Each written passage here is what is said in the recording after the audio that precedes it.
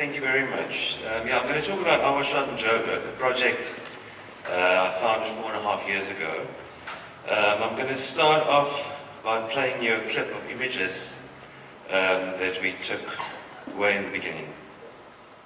Every collaborative, all we need is your collaboration, Mrs. Jones. This is my voice, my weapon of choice. This is life. This is life. This is a plate. This is a cup. This is a story I didn't make up. This is a girl lost in the wood. Some covered wagon from some other hood.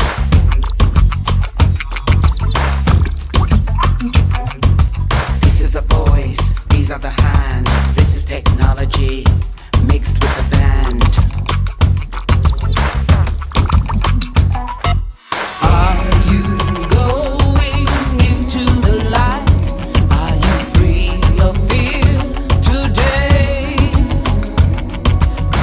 When you lie down to sleep, do you kind of float away?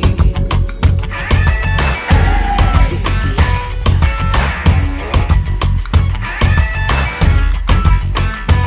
This is life. Most of my crimes are of optimism. 40,000 votes of recognition. They try to strip me of dignity, but I still have tenacity.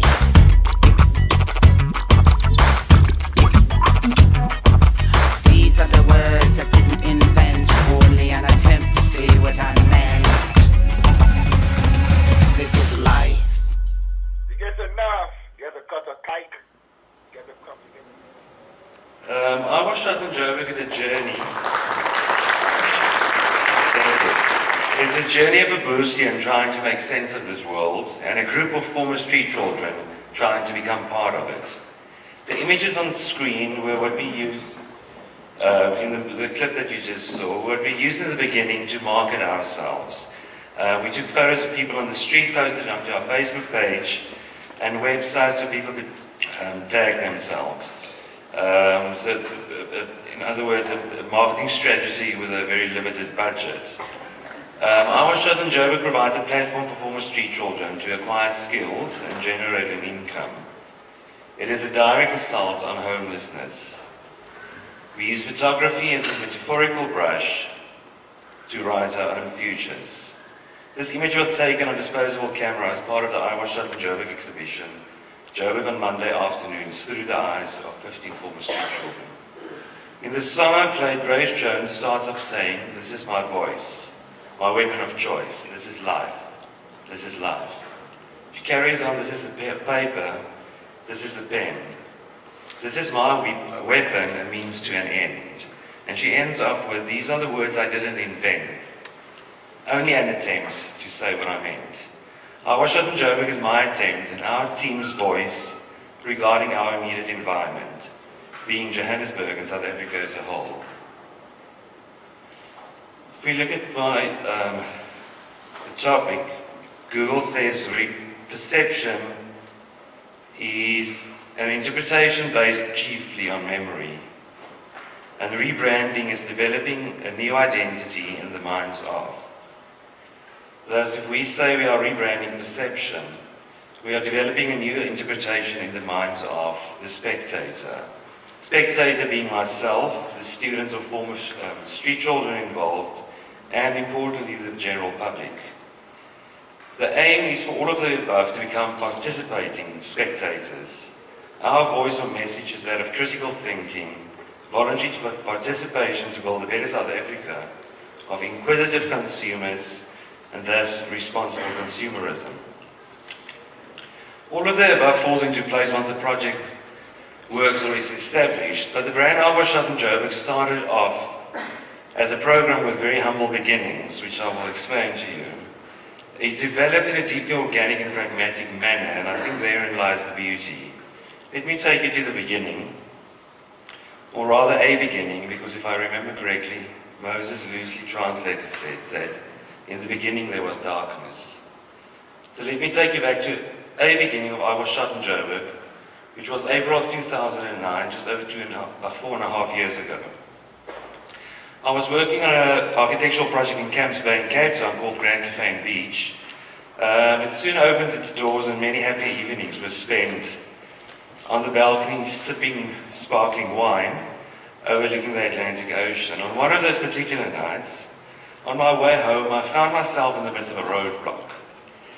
I won't go into much detail, but I spent a night in jail and appeared in front of the local magistrates soon after. It was a bit of a gedoente, but with the help of a good attorney and a magistrate with a vision, I was summoned to 3 months of community service. My attorney and I somehow managed to convince the magistrate that instead of washing buses or cleaning public toilets, I could propose a project that would make a positive contribution to people's lives. And here are the parts of the negotiating email I sent to the state prosecutor. What I would like to propose for the project is using my photographic skills and talent and give of my time and resources to make a positive contribution to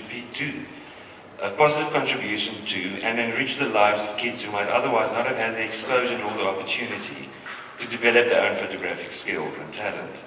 Teaching and enabling them to see the world through different eyes. Teaching them to look, to see, to compose and to capture what it is they see in such a way that they can be proud of it. They will learn that you can change what you see just by moving your eyes. I would like them to realize that what they choose to see can impact those around them, and ultimately that they can impact those around them.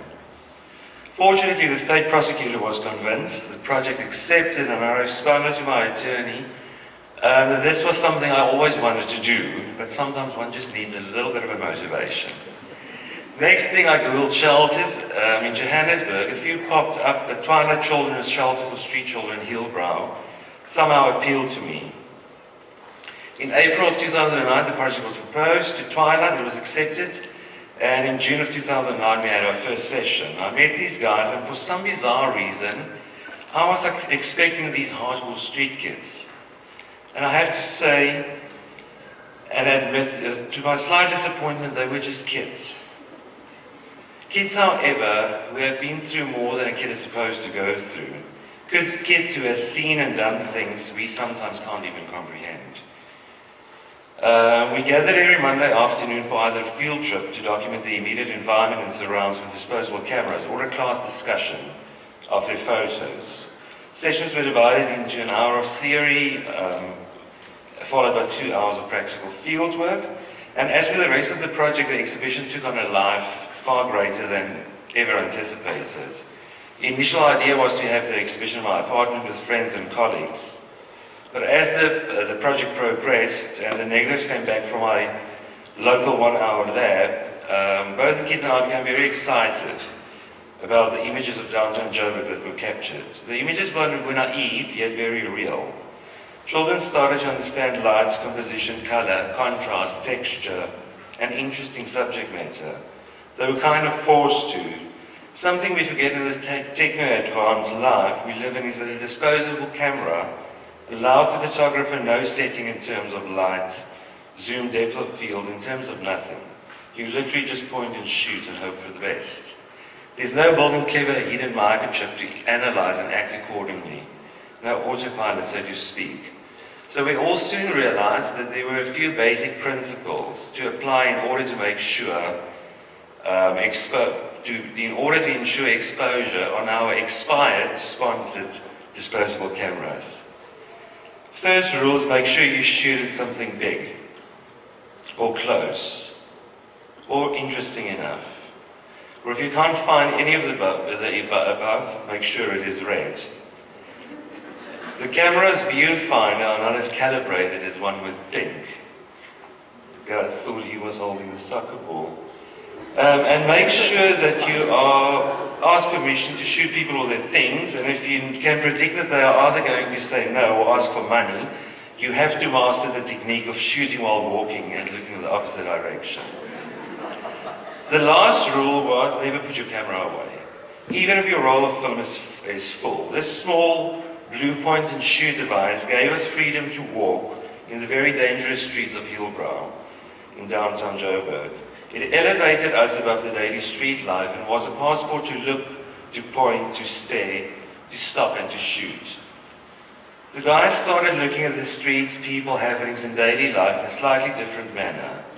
They were searching for interesting subject matter, for beauty where they thought there were none, for stories worth telling,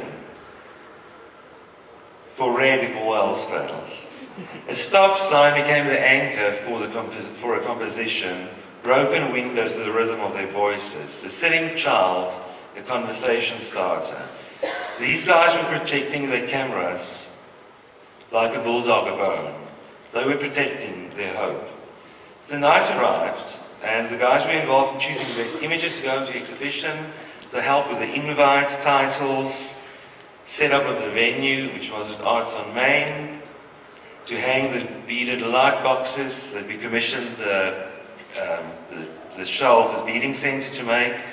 Friends flew in from Cape Town. It was a whole story. Over 200 people arrived at this black tie event. The guys were absolutely amazing, and all nerves shattered as I introduced them to the guests, who burst into applause after each photographer I introduced. They thought they were rock stars. Still do, if you ask me. Sandile, the oldest guy, made a speech. The kids mingled and chatted and explained their work like they have been doing this their whole lives. They had a voice. I wanted to create an evening these children will never forget as long as they live. It was a great success. Perceptions were challenged that night. Words that flew around were composition, beauty, street kid, hope, red, disposable camera, shelter, bubbly canapes, Johannesburg, dangerous, sublime, police, happy, thank you, good night. And that was it. My community service was done. Not quite. We had an exhibition. The lives of the children were greatly enhanced, and awareness of the possibility of a future they might never have envisioned was awakened. And I thought mission accomplished, but they did not agree with me. So we had to figure a way to make this project sustainable. The guys wanted to carry on, but the question arises, how does one make a community project sustainable? How do you make it worth the while? Because it was consuming my entire life at the point. And I remember I woke up one morning and I phoned my sister and I said, I know, I've got it. I'm going to call it Our Shop in Joburg. I believe that if I brand it relevant, conceptual, and slightly controversial, that it will take off. It did. It has now been 4.5 years, and we're very privileged to say that it's going strong. At this point, I would like to share with you 4 happenings or projects in my life that I took part in or that I viewed that helped me shape my mind and in retrospect is the basis for the brand Our Shop in Joburg. Just to give you a bit of context, I was raised among cool cattle,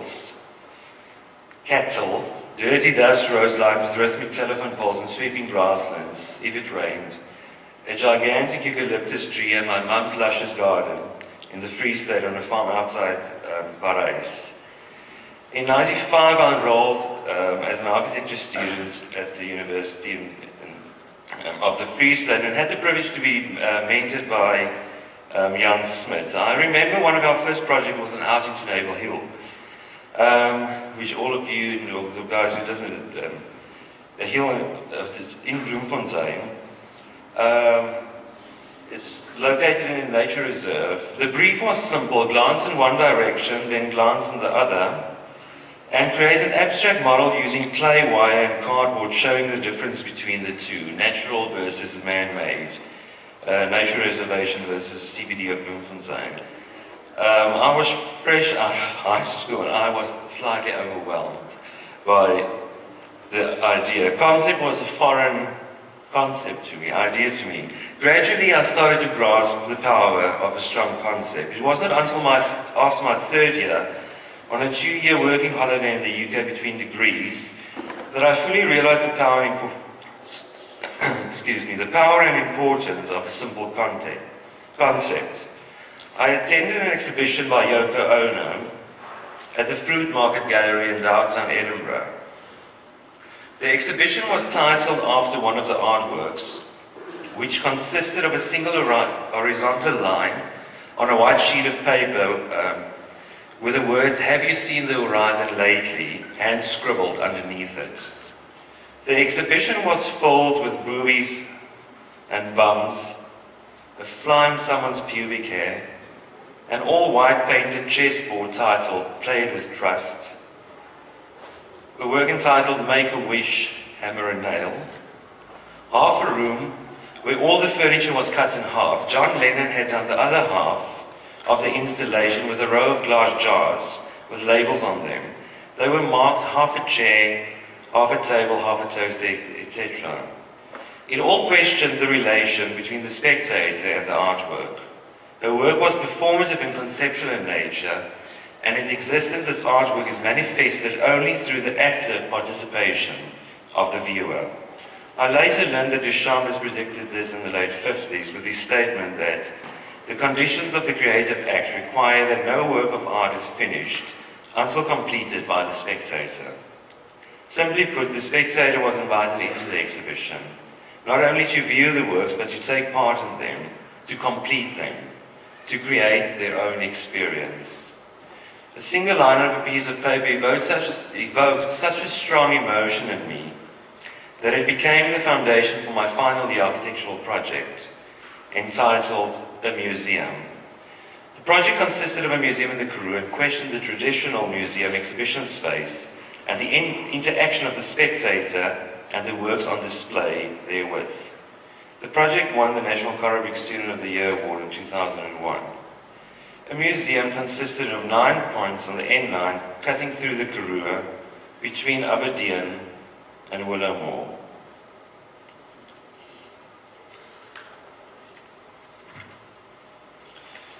The process had no fixed point of origin and no physical endpoint. The purpose of a museum was thus to evoke a process in the mind of every visitor that propels into eternity. After the physical boundaries of the Karoo and the museum has been crossed, the experience continues. It is as though the thought process of the visitor is captured within this non-space of the Karoo. The project addressed 4 key ideas. It acknowledged the Karoo, or the physical context. It questions the museum or the exhibition space, or the theoretical context. It contextualized the spectator, which was the concept by means of points. I'm not going to go too much in depth into the project. And it decontextualizes the spectator by pulling the works out of the white cube or the exhibition space and scattering it within the landscape. All of the above was what I experienced when viewing Yoko Ono's "Have You Seen the Horizon Lately?" I transformed that into an architectural experience and subconsciously transformed into a community project / business. The artist allowed my thought process to be captured within a non-space and allowed me to explore, to learn, and to roam freely in order to have an experience my own.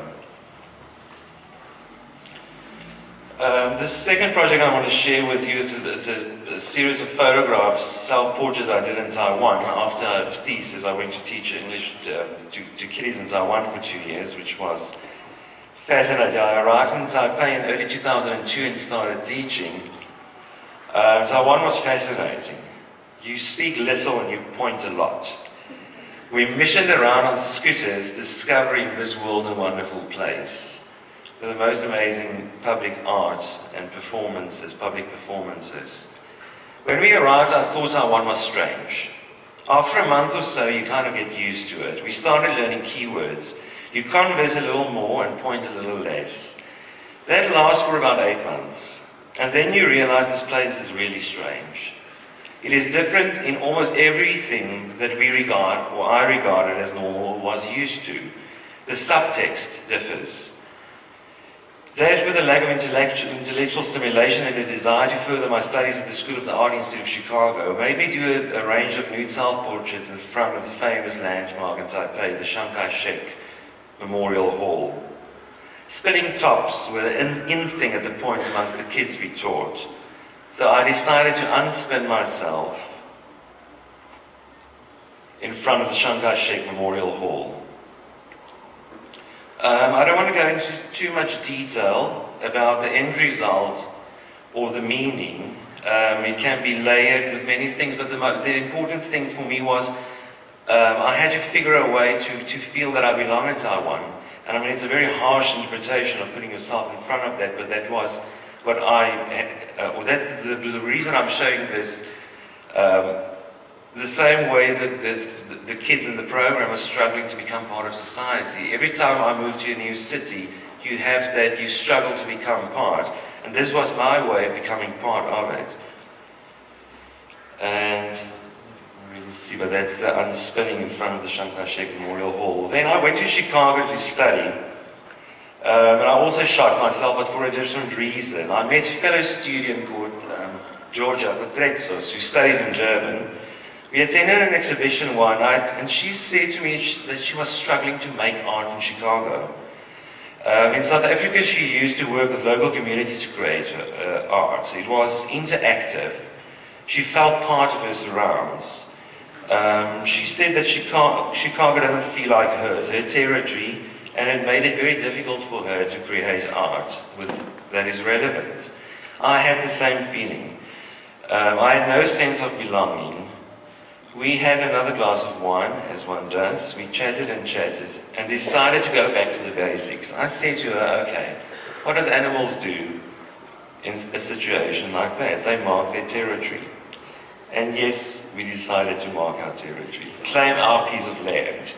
And that is what we did. We started in her studio. We started in her studio. Then on the entrance wall of the prestigious School of the Art Institute of Chicago. On those amazing Played with Trust newspaper boxes. Then the subway. And finally a post box. Georgia taught me a very important lesson at the time. Whenever you make art, or whatever you do in life, you have to take responsibility for it. So the decision was made to print these out on stickers and mark our territory in a more semi-permanent or contemporary manner. The images that showed where we marked our territory were how we exhibited the piece.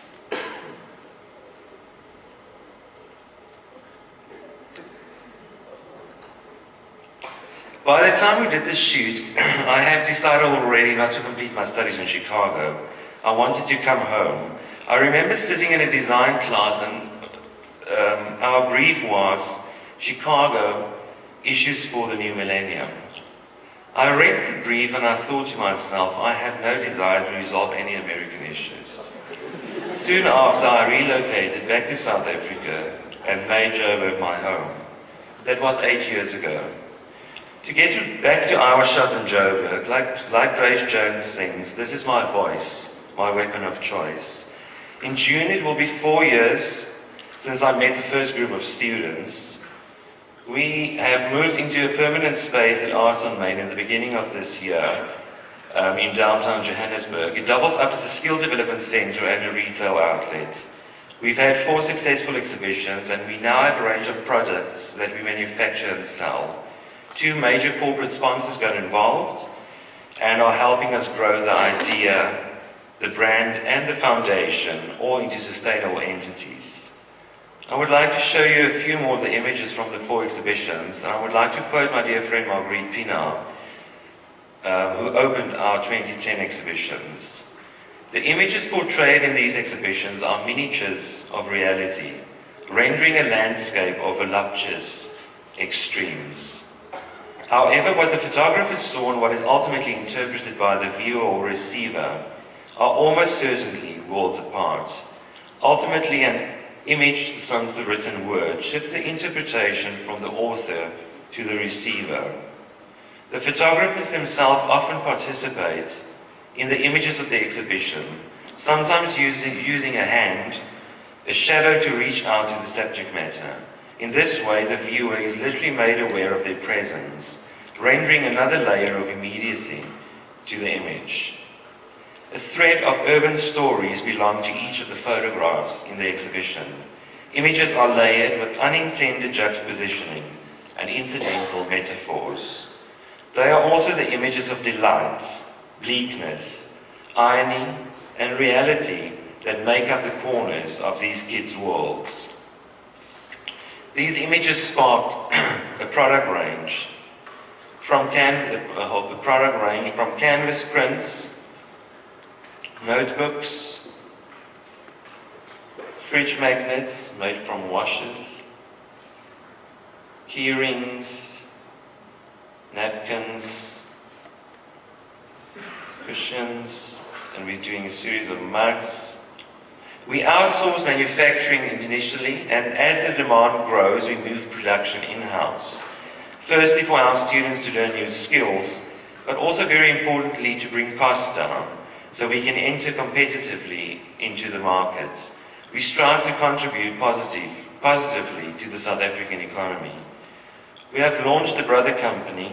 There's some beaded frames that we also do, and working with women in rural areas to the first assembling point. From there on, the guys finishes it.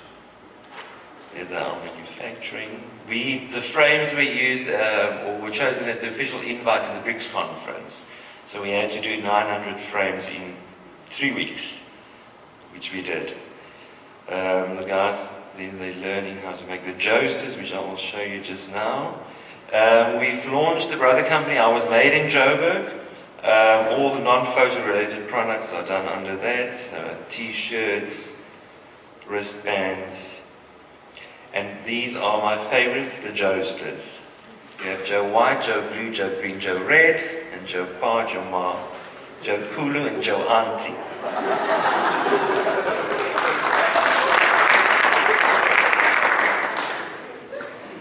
Ladies and gentlemen, I want to end off with a quote by Albert Einstein, which I absolutely love. It says, "Everybody is a genius, but if you judge a fish by its ability to climb a tree, it will live its whole life believing that it is stupid."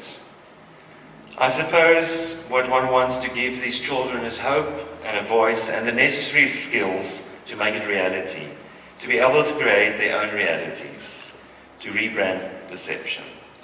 I thank you.